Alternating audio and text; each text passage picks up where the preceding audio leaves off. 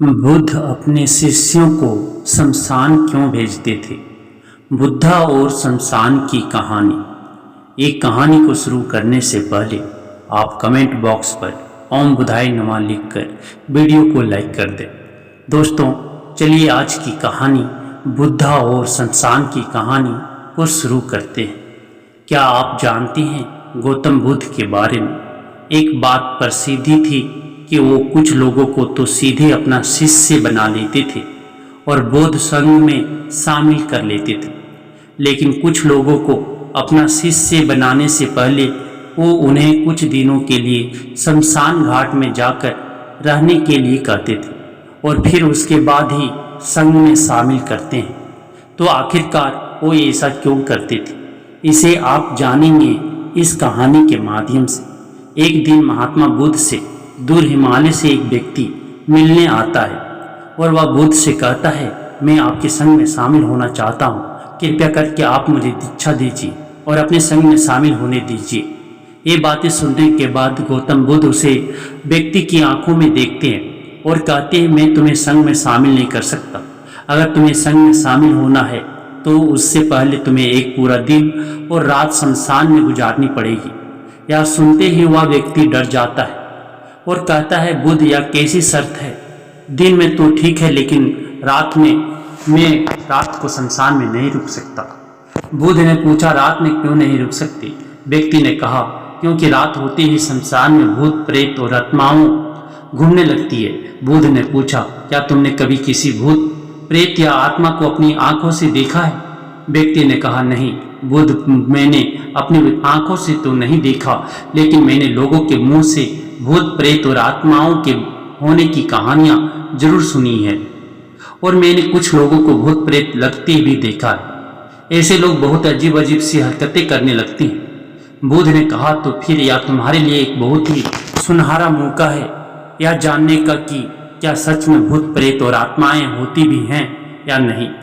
व्यक्ति ने कुछ देर तक सोचा, फिर कहा, ठीक है बुद्ध, अगर आपकी यही शर्त है तो एक पूरे दिन और एक पूरी रात के लिए मैं शमशान में रुक जाऊंगा। इसके बाद वह व्यक्ति बुद्ध से आज्ञा लेकर अपने घर वापस चला जाता है। सुबह होते ही व्यक्ति फिर बुद्ध के पास आता है और शमशान जाने की आज्ञा मांगता है।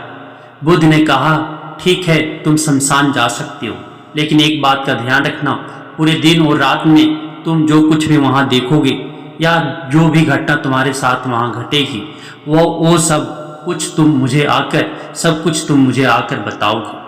उसने कहा, ठीक है मैं आपको बता दूंगा।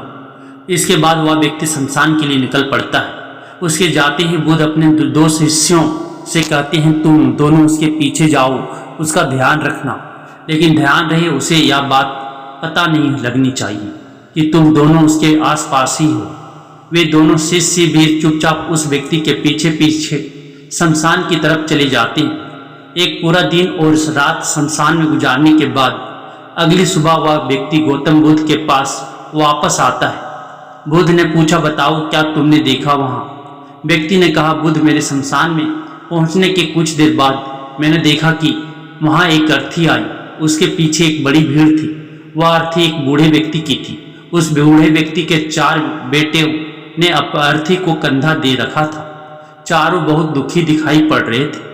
वही अर्थी के पीछे चलने वाले लोग, कुछ लोग बातें कर रहे थे कि अच्छा इंसान था बेचारा, लेकिन अब नहीं रहा।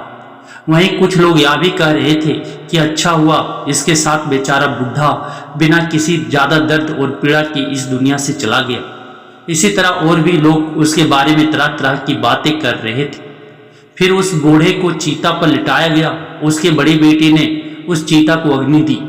फिर सभी लोग वहीं पास के ही तालाब से नहाकर वहां से चले गए। उसके बाद मैं काफ़ी देर तक वहीं बैठा हुआ उस जलती हुई चीता को देखता रहा। फिर जब दोपहर हुई तो वहां एक और अर्थी आई जो कि एक जवान औरत की थी। उस औरत का पति उस अर्थी के आगे चल रहा था। वह बहुत दुखी था।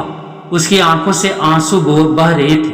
अर्थी के पीछे चलने वाले कुछ लोग कह रहे थे कि बहुत गलत हुआ, इस लड़के के साथ इतनी सी उम्र में ही इसकी पत्नी ने इसका साथ छोड़ दिया। अभी तो बेचारे की पूरी जिंदगी पड़ी है।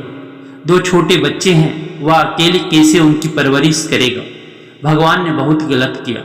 इसके अलावा वहाँ कुछ महान ज्ञानी व्यक्ति भी थे जो उस मृत्यु स्त्री के पति को समझा रहे थे कि रो मत, क्योंकि आज नहीं तो कल उसे यहाँ आना ही था। किसी को पहले ही तो किसी को बाद में, लेकिन एक दिन सबको यहाँ आना है। कोई मृत्यु से बच नहीं सकता, सब कुछ यहीं रह जाता है। इसलिए हमें क्रोध, चिंता, लालच, बुरे कर्मों जैसे से बचना चाहिए। और इसी तरह की और भी ज्ञान की बातें वो सभी ज्ञानी व्यक्ति आपस में करते रहे थे। फिर उस स्त्री के पति ने उसकी चीता को अग्नि दी और जोर जोर से रोने लगा। उसे रोता देख कुछ लोग तो उसे संतावना देने आ गए। फिर उन सभी लोगों ने भी पास के ही तालाब से स्नान किया और वहां से चले गए।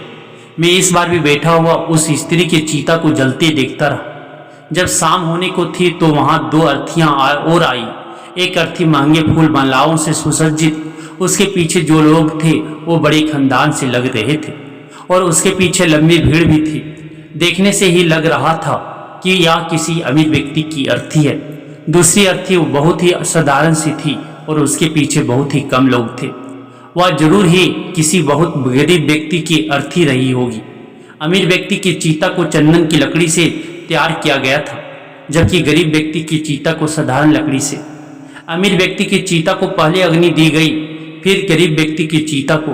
बुद्ध ने पूछा, क्या तुम्हें उनकी चिताओं में कोई अंतर दिखा? व्यक्ति ने कहा, नहीं, मुझे तो कोई अंतर नहीं दिखा। दोनों के शरीर एक ही समान जले और अंत में राख हो गए। बुद्ध ने पूछा, फिर क्या हुआ? व्यक्ति ने कहा, उसके बाद रात हो गई और वहां कोई नहीं आया। बुद्ध ने फिर पूछा, क्या तुम्हें वहां रात में भूत प्रेत और आत्माएं दिखी? व्यक्ति ने कहा, नहीं, मुझे वहां कुछ भी नहीं दिखा, लेकिन मैं वहां पूरी रात खुद से ही डरता रहा। कभी हवा की सरसराहट से तो कभी जानवरों की आवाज से, और फिर सुबह हो गई और मैं आपके पास आ गया।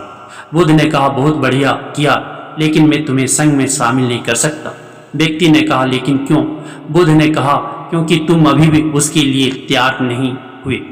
संघ में शामिल होने के लिए तुम्हें एक बार और एक पूरा दिन और रात शमशान में गुजारनी पड़ेगी। व्यक्ति ने बुद्ध को मनाने की बहुत कोशिश की, लेकिन बुद्ध नहीं माने तो उसने दोबारा शमशान में जाना स्वीकार कर लिया। अगली सुबह बुद्ध से आज्ञा लेकर वह फिर शमशान की ओर निकल पड़ा। बुद्ध ने इस बार फिर उस व्यक्ति की सुरक्षा के लिए उसके पीछे अपने 2 शिष्य फिर भेज दिए। एक पूरा दिन और एक पूरी रात शमशान में गुजारने के बाद वो फिर बुद्ध के पास आया। बुद्ध ने फिर वही प्रश्न किया, बताओ क्या देखा तुमने वहां? व्यक्ति ने कहा, बुद्ध, कल मेरे सामने 8 लोगों की चिताओं को अग्नि दी गई और उन सबके साथ भी वही घटनाएं हुई जो मैंने पिछली बार आपको बताई थी, कि वहां बहुत से लोग रो रहे थे, कुछ उन्हें संतावना दे रहे थे और कुछ ज्ञानी व्यक्ति तरह तरह की बातें कर रही थे। लेकिन एक अलग चीज जो मैंने इस बार देखी वो ये थी कि कुछ मृत्यु व्यक्तियों के शरीर के कुछ हिस्से जो ठीक से नहीं जल पाए थे, उन अधजले हिस्सों को चील कर हुए और जानवर नोच नोच कर खा रहे थे। कुत्ते कुछ हड्डियों को अपने साथ उठा ले गए। यह सब देखकर मुझे एक चीज का एहसास हुआ कि जिस शरीर को हम इतना महत्व देते हैं उसका अंत भी एक दिन इसी प्रकार होना है। व्यक्ति ने कहा, बुद्ध, अब तो मैं बौद्ध संघ में शामिल हो सकता हूँ। बुद्ध ने कहा, नहीं, मैं अब भी तुम्हें संघ में शामिल नहीं कर सकता।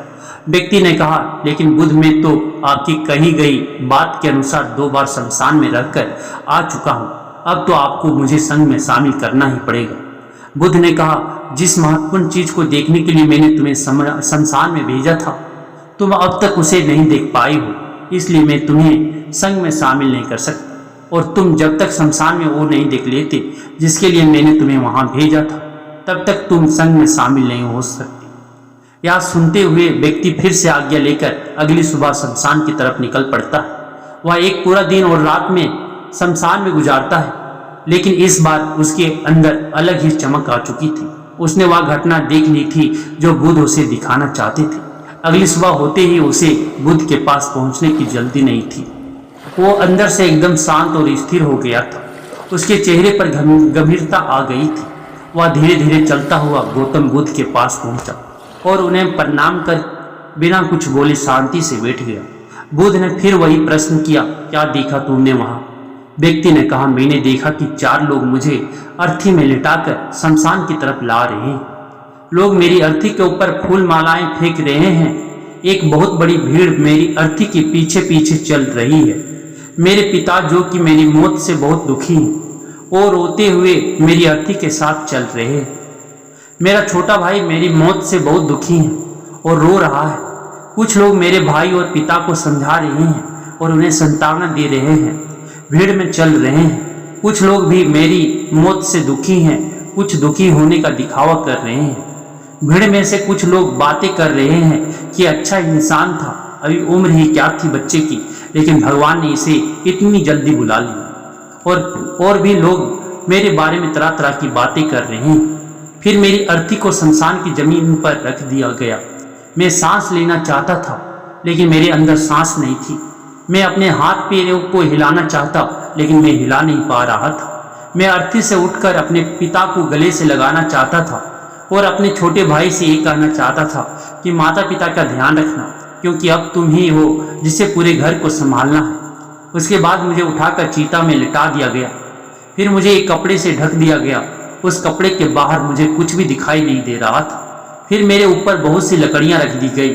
वो मुझे बहुत भारी लग रही थी। मैं उन्हें हटाना चाहता था। मुझे अंदर घुटन महसूस हो रही थी। फिर कुछ समय बाद मुझे गर्मी का आभास हुआ। मैंने देखा कि मेरे पूरे शरीर पे आग लग चुकी थी। मेरा पूरा शरीर किसी लकड़ी की भांति जल रहा था। मैं चिल्लाया, लेकिन मेरे मुंह से आवाज़ नहीं निकली। मैं उस अग्नि में पूरी तरह से खो गया था। मैं पूरी रात खुद को ऐसे ही जलता देखता रहा और अंत में मैंने पाया कि मैं राख में तब्दील हो चुका हूँ। उस पूरी रात में मैं पता नहीं कहाँ खोया रहा। ना तो मैं डरा और ना ही मुझे किसी प्रकार के डर का एहसास हुआ। और सुबह होते ही मैं आपके पास आ गया। यह सब सुन बुद्ध मुस्कुराए और बोले, अब तुम संघ में शामिल हो सकते हो। बुद्ध ने आगे कहा, जीवन को वही व्यक्ति समझ सकता है जिसने मृत्यु को समझ लिया हो। जैसे एक बीमार व्यक्ति स्वस्थ रहने के महत्वपूर्ण इम्पोर्टेंट अच्छे से समझ सकता है। वास्तव में गहरे ध्यान और साधना में उतरने के लिए अंदर ज्ञान का बीज होना बेहद आवश्यक है, जरूरत है। और वह ज्ञान का बीज कल तुम्हें रात में वहाँ मिला। तुमने वहाँ जाकर ये महसूस कर लिया कि तुम्हारा शरीर नश्वर है और तुम्हारे साथ कुछ भी नहीं जाने वाला, सब यहीं रह जाएगा। जब तुम पहले 2 बार शमशान गए तो तुम भी उन्हें ज्ञानी व्यक्तियों की तरह ही थे। जो शमशान में जाते हैं ये धार्मिक हो जाते, जिन्हें वहाँ जाते ही मृत्यु की याद आती, शरीर के नश्वर होने की याद आती और वहाँ बड़ी बड़ी बातें करते, लेकिन वहाँ से निकलते ही फिर पहले जैसे हो जाते। वैसे ही सारे बुरे काम करते हैं, अधर्म करते हैं, खुद के शरीर से मोह करते हैं, इसे अमर मान लेते हैं और दूसरों से ऐसा व्यवहार करते हैं जैसे वह यहाँ हमेशा रहने वाली। लेकिन जब तुम तीसरी बार वहाँ गए तो तुम्हें अंदर से यह आभास हुआ कि तुम असल में वो नहीं हो जो तुम खुद को मानते। खुद के अंदर गहरा ध्यान और समर्पण पैदा करने के लिए शरीर की नश्वरता और मृत्यु का अनुभव करना बेहद आवश्यक। अब जो ज्ञान का बीज तुमने कल रात वहाँ पाया है, उसे अपने ध्यान में परिवर्तित करना है और उसे इतना बड़ा करना है जो व्यक्ति तुम्हारे पास आए उसकी समस्या को तुम आसानी से दूर कर सको।